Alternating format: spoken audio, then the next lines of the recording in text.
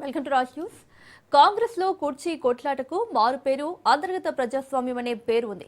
అనేక చర్చల తర్వాత డీసీసీ అధ్యక్షులను కొన్ని రోజుల క్రితం ఎట్టకేలకు ప్రకటించారు. ఇంకా సంగారెడ్డి డీసీసీ, రంగారెడ్డి డీసీసీని CM Revanth Reddy, PCC chief Mahesh Kumar pending లో పెట్టాల్సి వస్తుంది. అధ్యక్షులు వచ్చిన డీసీసీలకు ఇంకా కమిటీలు ప్రకటించలేకపోతున్నారు. ఎమ్మెల్యేలను సమన్వయం చేసుకోవడం, మంత్రుల ఆమోదం తీసుకోవడం, పీసీసీ నుంచి వచ్చే అప్లికేషన్లు సాటిస్ఫై చేయడం, ఫైనల్ గా సీఎం రేవంత్ గ్రీన్ సిగ్నల్ తప్పనిసరని ఆఫ్ ది రికార్డ్ టాక్. ఉమ్మడి నల్గొండ జిల్లాలో డీసీసీ అధ్యక్షుల నియామకంతో పార్టీలో వర్గ విభేదాలు బాహటంగానే బయటకొచ్చాయి. మంత్రి Komatireddy versus DCC Punna Kailash war of words continue అవుతున్నాయి. మంత్రివర్గం, డీసీసీ చీఫ్ వర్గం వేర్వేరుగా కార్యక్రమాలు ఏర్పాటు చేస్తున్నాయి. ఉమ్మడి మెదక్ జిల్లాలోనూ డీసీసీ ఫైట్ ఎలా జరిగిందో కమిటీల ఏర్పాటు కూడా అలాగే ఉండే ఛాన్స్ ఉందనే అభిప్రాయాలు వ్యక్తమవుతున్నాయి. సిద్దిపేట జిల్లా డీసీసీ అధ్యక్షురాలిగా తుమ్కుంట ఆంక్షరెడ్డి నియామకంపై బండారు శ్రీకాంతరావు వర్గం గుర్రుగా ఉందనే వాయిస్ వినిపించింది. డీసీసీ సీటు తెచ్చుకున్న వాళ్లు కమిటీల్లో వాళ్ల మనుషులనే నియమించుకోవాలని అనుకుంటున్నారు. అయితే వ్యతిరేక వర్గం తమ మనుషులను కమిటీలో చొప్పించేందుకు హైకమాండ్ దగ్గరకు వెళ్తుంటారు. మెదక్ జిల్లా డీసీసీ అధ్యక్షుడిగా ఆంజనేయులు గౌడ్ సాగుతున్నారు. జిల్లాలో ఎమ్మెల్యే మైనంపల్లి రోహిత్రావు, మరోపక్క నర్సాపూర్లో పోటీ చేసి ఓడిపోయిన ఆవుల రాజిరెడ్డి బలమైన నేతలుగా ఉన్నారు. గత కొంతకాలంగా నర్సాపూర్లో పోటీ చేసి ఓడిపోయిన ఆవుల రాజిరెడ్డికి, ఆంజనేయులు గౌడ్ కు విభేదాలు తారాస్థాయికి చేరుకున్నాయని హస్తం పార్టీ శ్రేణుల ఆఫ్ ది రికార్డ్ టాక్. మంత్రుల పర్యటనలో కూడా ఇరు వర్గాల నేతలు బాహాబాహికి దిగి తన్నుకున్నారు. ఇక్కడ కూడా కాంగ్రెస్ అధిష్టానానికి మెదక్ జిల్లా కాంగ్రెస్ పంచాయతీ తలనొప్పిగా మారిందని చెప్పుకోవచ్చు.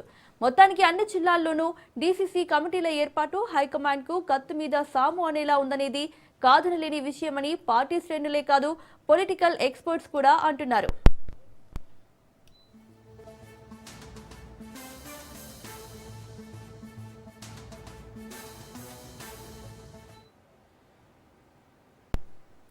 ఇదే అంశంపై మరిన్ని అప్డేట్స్ మా ఇన్పుట్ ఎడిటర్ శ్రీకాంత్ అందిస్తారు. Srikanth, over to you. Monica, good afternoon.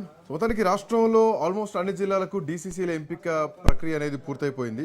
So ఇక జిల్లాలో ఉన్నటువంటి ఆ కమిటీల కూర్పు అనేది నడుస్తుందని చెప్పాలి, కమిటీల ఎంపిక నడుస్తుందని చెప్పాలి. సో ఇట్లా నేపథ్యంలో గ్రామ పంచాయతీ ఎన్నికలు కూడా దాదాపు కమిటీలు లేకుండానే, అక్కడక్కడ జిల్లా అధ్యక్షులు లేకుండానే గ్రామ పంచాయతీ ఎన్నికలు కూడా జరిగిపోయినాయి. ఇప్పుడు మున్సిపల్ ఎన్నికలు రాబోతున్నాయి. అట్ ది సేమ్ టైం అటు జెడ్పీటీసీ, ఎంపీటీసీల ఎన్నికలు కూడా రాబోతున్నాయి. సో ఇట్లాంటి నేపథ్యంలో అధ్యక్ష ఎంపిక పదవుల్లో కొంత అసహనాలు కనిపిస్తున్నాయి, కొంత నిరసనలు, వ్యతిరేకతలు కనిపిస్తున్నాయి.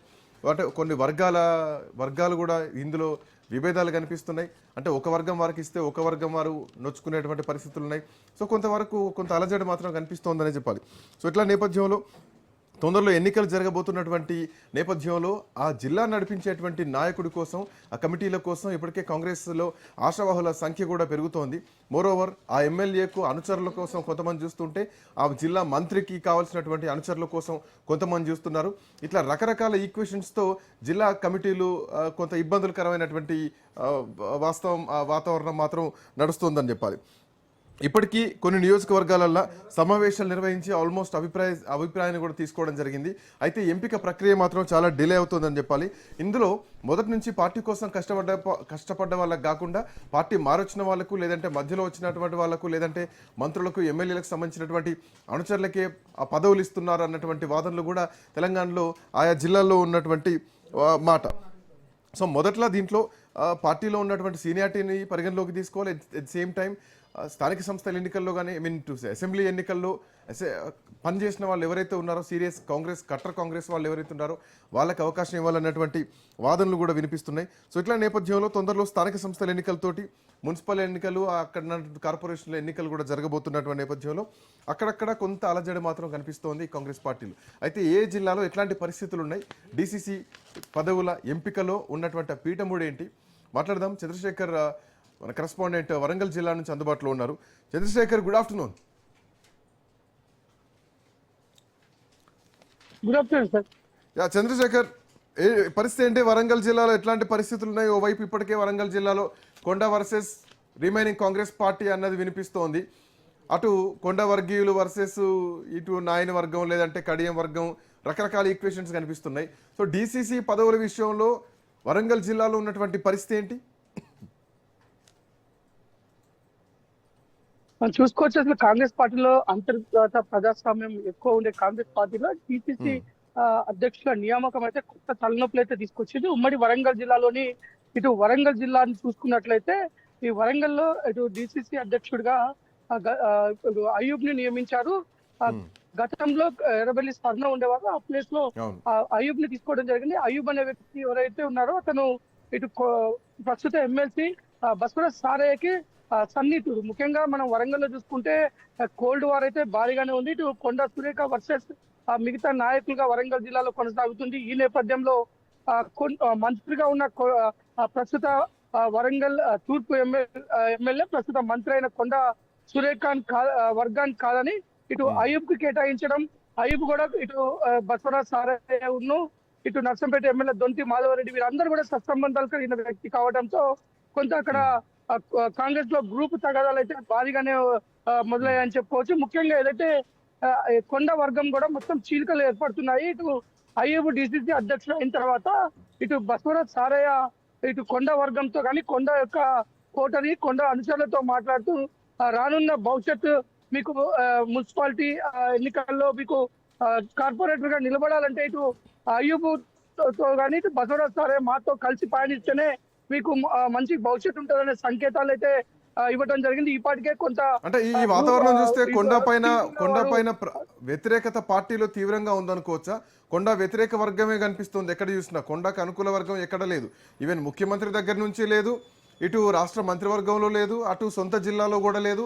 ఈవెన్ గతంలో భద్రకాళి విషయంలో బంగారు బోనం సమర్పిస్తామంటూ ఒక సర్క్యులర్ జారీ చేశారు. మళ్ళీ ఆ రోజు నాయన్ రాజేందర్ రెడ్డి ఇన్వాల్వ్ కావడం అండ్ మోర్ ఓవర్ భద్రకాళికి సంబంధించినటువంటి బోర్డు మెంబర్ల విషయంలో కూడా కొండ వర్గీయులకి అవకాశం ఇచ్చారు, నాయన్ వర్గీయులకు రాలేదు. ఇలా రకరకాల వాదనలు కూడా వినిపించాయి. సో ఇప్పుడు డిసిసి పదవుల విషయంలో కూడా అయూబ్ ఖాన్కి ఇస్తున్నారంటే ఈయన బసవరాజ్ సారయ్య వర్గం అనేది విషయం కూడా తెలుసు. సో కొండ ఏకాకైపోయారా? కొండ వర్గం సపరేట్ అయిపోయిందా? కొండ వ్యతిరేక వర్గం మొత్తం కూడా కాంగ్రెస్ వర్గంగా మారిపోయినటువంటి పరిస్థితి అక్కడ.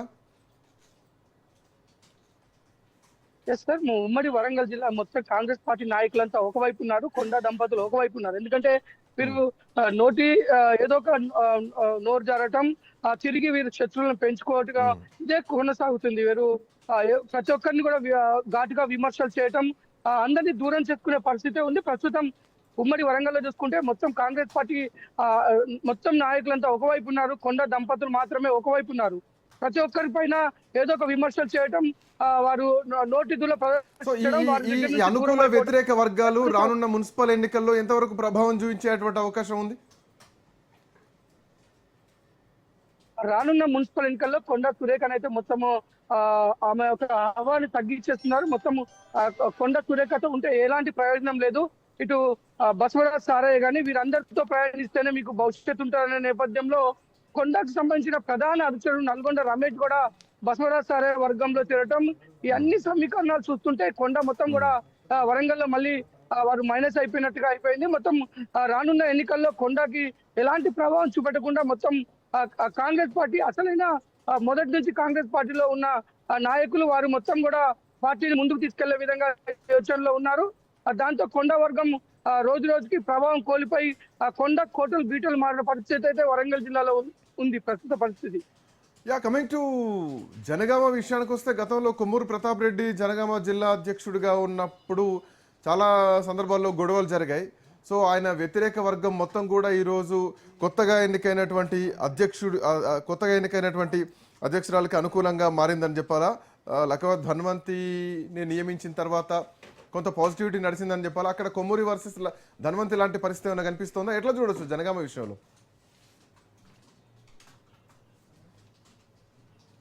ఎస్ సార్, గతంలో కొమ్మూరి ప్రతాప్ రెడ్డి డిసిసి అధ్యక్షుడు ఉన్నప్పుడు మొత్తం గ్రూప్ తగాదాల్లో పార్టీ మొత్తం కూడా గ్రూపులుగా విడిపోయి మొత్తం కూడా అస్తవ్యస్తమైన పరిస్థితి. ఈ నేపథ్యంలో జనగామను చక్కదిద్దాలని మాత్రం ఇటు ఉమ్మడి వరంగల్ జిల్లా జెడ్పీ చైర్మన్ గా పనిచేసిన లఖవత్ ధన్వంతికి ఈసారి డిసిసి పదవి కేటాయించిన నేపథ్యంలో మొత్తం కూడా ఎవరైతే కొమ్మూరి ప్రతాప్ రెడ్డికి వ్యతిరేక వర్గం మొత్తం కూడా ఏకతాటిపైకి వచ్చి ధన్వంతికి పూర్తి సహాయ సహకారాలు అందిస్తున్నారు. ఈ నేపథ్యంలో కాంగ్రెస్ పార్టీ తిరిగి జనగామలో పుంజుకునే విధంగా అయితే ధన్వంతి ముందుకు వెళ్తున్నారు. కానీ కొంత ఇటు ప్రస్తుత మన మాజీ డిసిసి అధ్యక్షుడు కొమ్మూరి ప్రతాప్ దగ్గర నుంచి అలాగే ఇటు ప్రస్తుత మార్కెట్ చైర్మన్ వీరిద్దరు కూడా కొంత ధన్వంతితో సహకరించట్లేదు, తనతో ముందుకు సాగట్లేదు అని చెప్తున్నారు. ఓవరాల్ గా చూసుకుంటే మాత్రం జనగామ జిల్లాలో ధన్వంతి డిసిసి అధ్యక్షులు చేపట్టిన తర్వాత కాంగ్రెస్ Right. పార్టీ ఒక తాటిపైకి వచ్చి రానున్న ఎన్నికల్లో మరింత ప్రజల్లో ముందుకు వెళ్లే విధంగా అయితే అక్కడ మంచి సంకేతాలు అయితే కనబడుతున్నాయి మనకి. Yeah, thank you Chandrasekhar, thanks for joining. So మొత్తానికి వరంగల్ జిల్లాలో మాత్రం కొండ వర్సెస్ కొండ వ్యతిరేక వర్గం లాగా మారిపోయినటువంటి పరిస్థితి మాత్రం కనిపిస్తోంది. సో అక్కడ కాంగ్రెస్ పార్టీలో కొంత గందరగోళమైనటువంటి వాతావరణం నడుస్తుంది. ఈవెన్ గతం నుంచి కూడా కొండా సురేఖ చుట్టూ వివాదాలు తిరుగుతూనే ఉన్నాయి. అయితే కినేని నాగార్జున కుటుంబ విషయంలో మాట్లాడినా కానీ, అంటే ఏకంగా ముఖ్యమంత్రిని విమర్శిస్తూ తన కూతురు మాట్లాడినటువంటి మాటలు కానీ, ఇలా రకరకాల వాదనలు అండ్ గతంలో కేసీఆర్ను ఉద్దేశించి కానీ కేటీఆర్ను ఉద్దేశించి కానీ ఏకంగా పరువు నష్టం దావా వేసే కాడికి వెళ్ళినటువంటి పరిస్థితి. సో ఇవన్నీ కూడా నడుస్తున్నాయి వరంగల్ కాంగ్రెస్లో. సో కొండ వర్సెస్ మిగతా కాంగ్రెస్ పార్టీ అన్నట్టుగా మారిపోయినటువంటి పరిస్థితి. సో అక్కడ డీసీసీ విషయంలో కొంత మాత్రం గందరగోళ వాతావరణం కనిపిస్తోంది. ఇక కమింగ్ టు నల్లగొండ, కాంగ్రెస్ పార్టీకి ఒక కంచుకోట లాంటి జిల్లా కొండ. కోమటిరెడ్డి బ్రదర్స్ కాంగ్రెస్ పార్టీ కాడ కంచుకోటగా ఉన్నారు. బట్ అట్లాంటి జిల్లాలో కూడా ఈ మధ్యకాలంలో కొంతమందిని చూస్తున్నాం. పున్న కైలేష్ లాంటి నాయకుడికి అధ్యక్షుడిగా, జీసీసీ అధ్యక్షుడిగా బాధ్యతలు ఇచ్చిన తర్వాత చాలా ఒక్కసారిగా వర్గ విభేదాలు భగవన్నాయి అక్కడ. సో ఇంకా పూర్తి స్థాయి కమిటీలు నిర్వహించాల్సినటువంటి అవసరం ఉంది. ఒక పోస్టుకే 10-20 మంది ఆశాహులు అక్కడ ఎదురు చూస్తున్నటువంటి పరిస్థితి. యా, నల్గొండ నుంచి పుల్లారావు మా కరెస్పాండెంట్ అందుబాటులో ఉన్నారు. Pullarao, good afternoon. Yeah, good afternoon. ఏంటి ఉమ్మడి నల్లగొండ జిల్లా పరిస్థితి ఏమిటి? డీసీసీ కమిటీల విషయంలో, డీసీసీ అధ్యక్షుల విషయంలో ఇప్పటికే మనం చూస్తున్నాం. పున్న కైలాష్ని అధ్యక్షుడిగా నియమించిన తర్వాత కోమటిరెడ్డి వెంకటరెడ్డి నన్ను వ్యతిరేకించిన వాడికి ఎట్లా ఇస్తారని చెప్పేసి ఏకంగా ఒక లేఖనే రిలీజ్ చేశారు. సో ఏంటి పరిస్థితి, ఏంటి నల్లగొండ జిల్లా పరిస్థితి ఏంటి? యాక్చువల్గా ఉమ్మడి జిల్లాకు సంబంధించేసి 3 జిల్లాలు, సూర్యాపేట, అదేవిధంగా యాదాద్రి భువనగిరి జిల్లా, నల్గొండ. సో యాదాద్రి భువనగిరి జిల్లాకు సంబంధించి కానీ, సూర్యాపేటకు సంబంధించి కానీ అక్కడ డీసీసీ అధ్యక్షుల ఎంపిక విషయంలో ఎలాంటి విభేదాలు అయితే జరగలేదు. కానీ నల్గొండ జిల్లాకు వచ్చే వరకు నల్గొండ జిల్లాకు సంబంధించేసి పున్నా కైలాస్ నేతలు ఎప్పుడైతే డీసీసీ అధ్యక్షుడిగా నియమించారో దాన్ని మంత్రి కోమటిరెడ్డి పూర్తి స్థాయిలో వ్యతిరేకించడం నేపథ్యం ఉంది. దీనికి ముఖ్య కారణం మంత్రి కోమటిరెడ్డి వెంకటరెడ్డికి ప్రధాన అధ్యక్షుడిగా ఉన్నటువంటి గుమ్మల మోహన్ రెడ్డి డీసీసీ అధ్యక్ష పీఠంపై కూర్చోబెట్టాలని చెప్పేసి కూడా కోమటిరెడ్డి వెంకటరెడ్డి శతవిధాల ప్రయత్నం చేసే పరిస్థితి ఉంది. కాకపోతే ఇక్కడ అనూహ్యంగా మోహన్ రెడ్డి కాకుండా కోమటిరెడ్డికి వ్యతిరేక వర్గంలో ఉన్నటువంటి పున్నా కైలాస్ నేతకు ఈ యొక్క డీసీసీ అధ్యక్ష పదవి అనేది ఇవ్వడం జరిగింది. దీంతో మంచి గురువు మీద ఇవ్వడం జరిగింది. ఇదే సమయంలో కోమటిరెడ్డి ముఖ్య అంచెలుగా ఉన్నటువంటి గుమ్మల మోహన్ రెడ్డి కానీ, అదేవిధంగా అంత సంవత్సరం ఇతర అంచెలందరూ కూడా ఈ విషయాన్ని పూర్తిస్థాయిలో తప్పటి నేపథ్యం. ఇదే సమయంలో గుమ్మల మోహన్ రెడ్డి కూడా మంత్రిపై కూడా కొన్ని రకాలుగా ఒక రకమైనటువంటి భావన పెంచుకున్నట్లు కూడా మనకు తెలియవస్తుంది. కాకపోతే ఇది బయటకు రాకుండా వాళ్ళు సంస్థ విధంగా చేశారు. ప్రజెంట్గా చూస్తే మాత్రము డీసీసీ అధ్యక్ష నియామకానికి సంబంధించేసి కాంగ్రెస్ పార్టీలో వర్గపోర్ అనేది నల్గొండ జిల్లా కేంద్రంలోనే ప్రారంభమైంది చెప్పవచ్చు. ఇక్కడ కాంగ్రెస్ పార్టీకి సంబంధించేసి ఏ కార్యక్రమాలు చేపట్టినా కూడా ఇరు వర్గాల వారు కూడా వేరు వేరుగా చేసుకుంటున్నారు. ముఖ్యంగా జిల్లాకు సంబంధించినటువంటి కాంగ్రెస్ పార్టీకి సంబంధించిన ఏ కార్యక్రమం జిల్లా అధ్యక్షుడి యొక్క పర్యవేక్షణ జరగాలి. కానీ ఇక్కడ చూస్తే జిల్లా అధ్యక్షుడు ఒకవైపు ఆ యొక్క కార్యక్రమాలు చేపడుతుండగా మరోవైపు కోమటిరెడ్డికి వికటేడుగా ఉన్నటువంటి గుమ్మల మోహన్ రెడ్డి వేరే దగ్గర ఈ యొక్క కార్యక్రమాలు చేపట్టుకుంటూ ఇటువంటి చూస్తే మాత్రం కాంగ్రెస్ ఆవిర్భావ దినోత్సవాల వేడుకల్లో కూడా 2 వర్గాలు, అంటే ఇక్కడ 2 మంత్రి ఒకవైపు ఉంటే జిల్లా అధ్యక్షుడు ఒకవైపు ఉన్నారు. 2 ఎవరికి వారు అన్నట్టుగా పార్టీ కార్యక్రమాలు చేస్తూ ఉన్నారు. ఈవెన్ మొన్న ఒక సందర్భంలో ఒక వేదిక పైన కూడా మంత్రి వస్తున్నారని చెప్పేసి పున్న కైలాష్ని అక్కడ ఆపడం జరిగింది. అంటే ఇక్కడ బీసీలను అణగదొక్కుతున్నారు, బీసీలకు కనీసం స్థానం ఇవ్వట్లేదు అన్నటువంటి వాదన బలంగా పోతోంది. పాయింట్ నెంబర్ 1, రేపు పొద్దున ఎన్నికలకు జెడ్పీటీసీ ఎంపీటీసీ ఎన్నికలు, రేపు పొద్దున మున్సిపల్ ఎన్నికలు జరగబోతున్నాయి. వీటిలో ఈ ప్రభావం ఎంతవరకు ఉంటుంది అనుకోవచ్చు? తప్పనిసరిగా, ఎందుకంటే ఈ విషయానికి సంబంధించి ప్రజెంట్గా చూస్తే కాంగ్రెస్ పార్టీలో వర్గపోరు అనేది ముఖ్యంగా దిగువ శ్రేణి నాయకులు మాత్రం ఏమాత్రం ముగించిపోయిన పరిస్థితులు ఉన్నారు. ఎందుకంటే ముందు ఎన్నికలు జరుగుతున్న నేపథ్యంలో ముఖ్యంగా బీసీ సామాజిక వర్గానికి సంబంధించిన పున్నా కైలాస్ నేతలు అధ్యక్ష పదవి అపనేతరాన్ని మాత్రం ఎప్పుడైతే కోమటిరెడ్డి తప్పుపట్టారో ఈ సమయంలో బీసీలందరూ కూడా ఏకతాటిపై కూడా మనకు తెలియవస్తుంది. ఇదే విషయానికి సంబంధించేసి పలు ప్రాంతాల్లో కూడా కోమటిరెడ్డికి వ్యతిరేకంగా కూడా వాళ్ళు అనేక కార్యక్రమాలు నిర్వహించిన పరిస్థితి ఉంది. ముఖ్యంగా బీసీ అనేవారు ఇక్కడ పార్టీలకు అతీతంగా కూడా పున్నా కైలాస్ నేతను సపోర్ట్ చేస్తూ ఉన్న పరిస్థితి. దీంతో కోమటిరెడ్డి దగ్గరికి మాత్రం కొత్త సమస్యలు వచ్చాయని కూడా చెప్పవచ్చు. మీరు చెప్పినట్లు చండూరులో ఒక ప్రైవేట్ కార్యక్రమానికి కోమటిరెడ్డి అటెండ్ అయ్యాడు. అదేవిధంగా చండూరు అనేది మునుగోలు నియోజకవర్గ పరిధిలో ఉంది. అంటే పున్నా కైలాస్ నేతకు సంబంధించిన ఏరియా. ఆయన కూడా ఒక అధ్యక్షుడు కూడా ఆ యొక్క ప్రైవేట్ కార్యక్రమానికి సంబంధించిన అధ్యక్షుడు కూడా వెళ్ళిన పరిస్థితి ఉంది. కానీ ఆ సమయంలో కోమటిరెడ్డి ఎప్పుడైతే స్టేజ్ మీదకి వెళ్ళాడో పున్నా కైలాస్ నేతలు రావద్దని చెప్పి మంత్రి అక్కడ ఉన్న పోలీసులు చెప్పారని చెప్పి కూడా అక్కడ ఉన్న వ్యక్తులు చెప్పిన పరిస్థితి ఉండడం జరిగింది.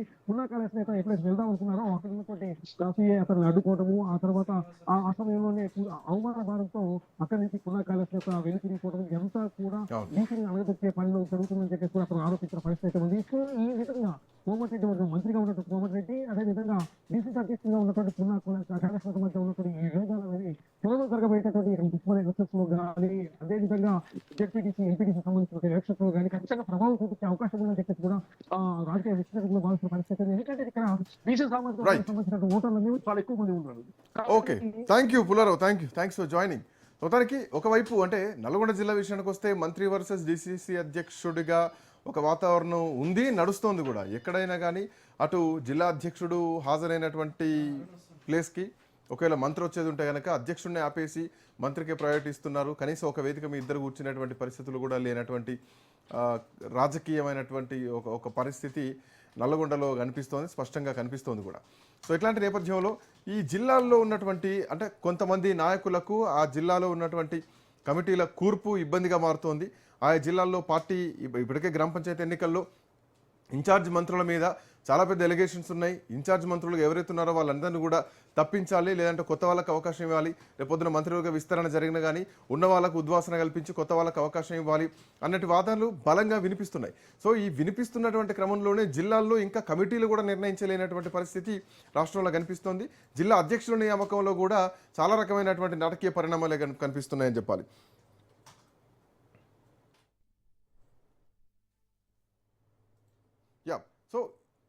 సో ఇట్లాంటి నేపథ్యంలో మిగతా జిల్లాల పరిస్థితి ఏమిటి అన్న చూడాలి. ఎందుకంటే కొన్ని ప్రాంతాల్లో పార్టీ మారి వచ్చిన వాళ్లకు అంటే పార్టీ మారినటువంటి ఎమ్మెల్యేలు ఎవరైతే ఉన్నారో ఆ స్థానంలో అక్కడ అంతకుముందే కాంగ్రెస్ పార్టీ జెండా పట్టుకొని ఉన్న వాళ్ళు, భుజాన మోసిన వాళ్ళు, 10 ఏళ్ల నుంచి పార్టీ కోసం పనిచేసిన వాళ్ళకు అవకాశాలు రావట్లేదు. మళ్ళీ వాళ్ళు పార్టీ కూడా మారాలి అన్నటువంటి ఉద్దేశంతో కూడా కొంతవరకు కొన్ని జిల్లాల్లో ఉన్నది కూడా స్పష్టంగా కనిపిస్తోంది. మా కరెస్పాండెంట్ అరుణ్ ఉన్నారు మంచిర్యాల నుంచి, ఆదిలాబాద్ మంచిర్యాల జిల్లా నుంచి. Arun, good afternoon.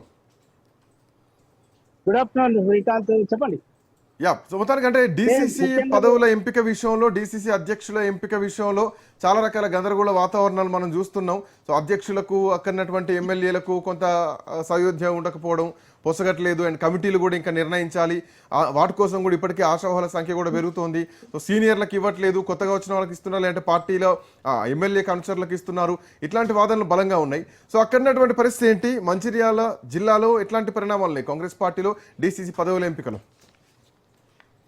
రైట్ అండి శ్రీకాంత్, నిజంగా కూడా ఏదైతే కొత్తగా డిసిసి అధ్యక్షుడిగా ఎన్నికల వాళ్ళకైతే తలనొప్పి అయితే మొదలైందని చెప్పొచ్చు. ముఖ్యంగా కూడా మంచిర్యాల, ఆసిఫాబాద్ జిల్లాలకు సంబంధించి కూడా ఇప్పటికే కూడా 48 రోజులు అవుతుంది కొత్తగా కూడా కాంగ్రెస్ జిల్లా అధ్యక్షుడిని నియమించి. కానీ ఇప్పటి వరకు కూడా జిల్లా అధ్యక్షుడు కూడా పూర్తి స్థాయిలో ఎక్కడ కూడా ఏదైతే కార్యక్రమాలు నిర్వహించడాలు, ముఖ్యంగా కూడా మంచిర్యాల జిల్లాకు సంబంధించి కూడా రఘునాథ్ రెడ్డిని చెన్నూరు కాన్స్టిట్యూన్సీ కి సంబంధించినటువంటి సీనియర్ కార్యకర్తగా అయితే డిసిసి అధ్యక్ష పదవి అయితే దక్కింది. ముఖ్యంగా కూడా ఇక ఒక వర్గం అయితే ఆయన పూర్తిగా కూడా వ్యతిరేకిస్తాను. ఆ నేపథ్యంలోనే ఇటు చెన్నూరు నియోజకవర్గానికి సంబంధించి మంత్రి వివేక్ ఉన్నారు, అదేవిధంగా వినోద్ ఉన్నాడు బెల్లంపల్లి నియోజకవర్గాన్ని. మంచిర్యాల నియోజకవర్గానికి సంబంధించి కూడా ఎమ్మెల్యే ప్రేమ్ సాగర్ రావు కూడా ఎమ్మెల్యేగా కొనసాగుతున్నారు. ఈ నేపథ్యంలోనే ప్రేమ్ సాగర్ రావు సంబంధించినటువంటి వర్గము నేతలైతే మొత్తం కూడా డిసిసి అధ్యక్షులు అయితే ఏదైతే ఆయన వర్గ విభజన కొనసాగుతారో, ముఖ్యంగా కూడా గతంలోనే డిసిసి మాజీ అధ్యక్షురాలుగా పనిచేసినటువంటి ప్రేమ్ సాగర్ సతీమణి సురేఖ కూడా డిసిసి అధ్యక్షుల కోసం మరోసారి కూడా పోటీ పడ్డారు. అదేవిధంగా కూడా ఆయన వర్గానికి సంబంధించినటువంటి చాలా మంది కూడా పోటీలో నిలిచినప్పటికీ కూడా చెన్నూరుకు సంబంధించినటువంటి కాన్స్టిట్యూన్సీకి సంబంధించినటువంటి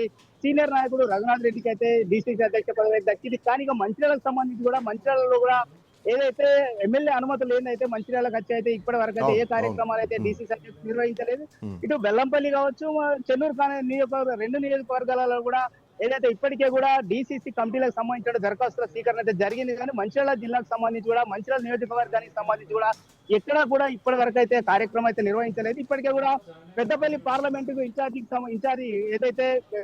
అదేవిధంగా కూడా ఈ డిసిసి కమిటీల ఇన్ఛార్జీలకు సంబంధించి కూడా వాళ్ళందరూ కూడా ఇప్పటికే వచ్చి కూడా దరఖాస్తులు స్వీకరించారు. అంటే మంచిర్యాలకు సంబంధించి కూడా మంచిర్యాల ఏదైతే నియోజకవర్గంలో ఇప్పటికే దరఖాస్తుల స్వీకరణ జరగలేదు. ముఖ్యంగా కూడా మంచిర్యాలలో కూడా పూర్తిగా కూడా ఏదైతే రఘునాథ్ రెడ్డికి అయితే మంచిర్యాల ఎమ్మెల్యే వర్గీయులు అయితే ఆయనను తీవ్రంగా వ్యతిరేకిస్తా ఉన్నారు. ఏదైతే తమ అంటే అంటే senior అంటే అయినప్పటికీ కూడా ఇక్కడ మంచిర్యాల అంటే ఇక్కడ పాయింట్ ఏంటంటే ఆల్రెడీ పాత ఇన్ఛార్జ్ మంత్రులను తీసేసి ఆయా స్థానంలో కొత్తగా ఇన్ఛార్జ్ మంత్రులు ఇవ్వడం జరిగింది. గతంలో అక్కడ సీతక్క ఉమ్మడి ఆదిలాబాద్ జిల్లాకి ఇన్ఛార్జ్ మంత్రిగా ఉంటే ఆ తర్వాత ఆమె స్థానంలో జుపల్లి కృష్ణారావుకి ఇవ్వడం జరిగింది. ఇంకా కొత్తగా వచ్చినటువంటి మంత్రులకు కూడా కొత్త స్థానాలు ఇవ్వడం జరిగింది. బట్ ఆయన యాక్టివిటీస్ ఎట్లా ఉన్నాయి, ఎందుకు పార్టీని గాడిలో పెట్టలేకపోతున్నారు? ఇట్లాంటి గందరగోళ పరిస్థితులు ఎన్నికల ముందు, అంటే గ్రామ పంచాయతీ ఎన్నికలు అంటే ఏదో అలా గట్టెక్కేశారు కానీ రానున్న పరిషత్ ఎన్నికలు కదా, సో అప్పటి వరకు కూడా ఈ గందరగోళాలు ఇట్లే ఉంటాయా?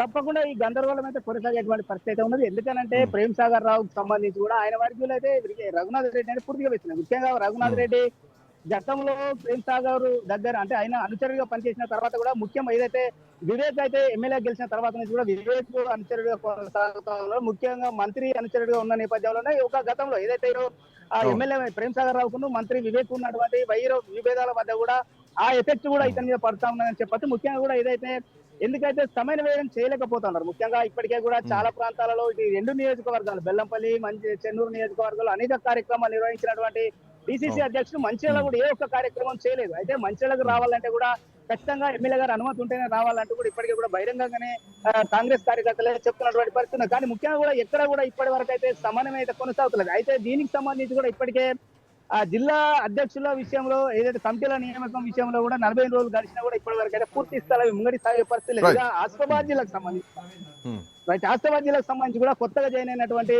ఏదైతే ఆత్రం సుగుణ కూడా జిల్లా అధ్యక్ష పదవి కట్టబెట్టడం జరిగింది. అక్కడ ఆమె మీద కూడా మాజీ జిల్లా అధ్యక్షుడు విశ్వప్రసాద్ వర్గం కూడా గుర్రుగా ఉన్నాయి. ముఖ్యంగా ఎందుకంటే కొత్తగా వచ్చిన వారు మేము కష్టపడి పార్టీలో ఉండి పనిచేస్తా ఉన్నాం, కానీ కొత్తగా వచ్చిన వారికి వాళ్ళ అధ్యక్ష పదవి కట్టబెడతారు, తమ పరిస్థితి ఏంటి అని అంటూ కూడా ఇప్పటికే కూడా ఏ కార్యక్రమం కూడా డిసిసి అధ్యక్షురాలు నిర్వహించిన కూడా కార్యక్రమానికి అయితే ఆ వర్గం నేతలు అయితే హాజరు కావడం లేదు. ముఖ్యంగా కూడా ఓవరాల్ గా కూడా మొత్తం ఇటు మంచిర్యాల ఆసిఫాబాద్ జిల్లాలలో కూడా ఏదైతే కొత్తగా డిసి అధ్యక్షులైనటువంటి వాళ్ళకైతే కత్తి మీద స్థానంలో కూడా పరిస్థితి కొనసాగుతా ఉన్నది. ముఖ్యంగా ఏదైతే ఈ ఎఫెక్ట్ కూడా పూర్తిగా కూడా ఇంకా ముందు కూడా ఉన్నట్టయితే కూడా ఖచ్చితంగా మున్సిపాలిటీ కావచ్చు, జెడ్పీటీసీ ఎంపీటీసీ ఎలక్షన్ల మీద కూడా వీటి ప్రభావం పడేటువంటి అవకాశం ఉంది. శ్రీకాంత్.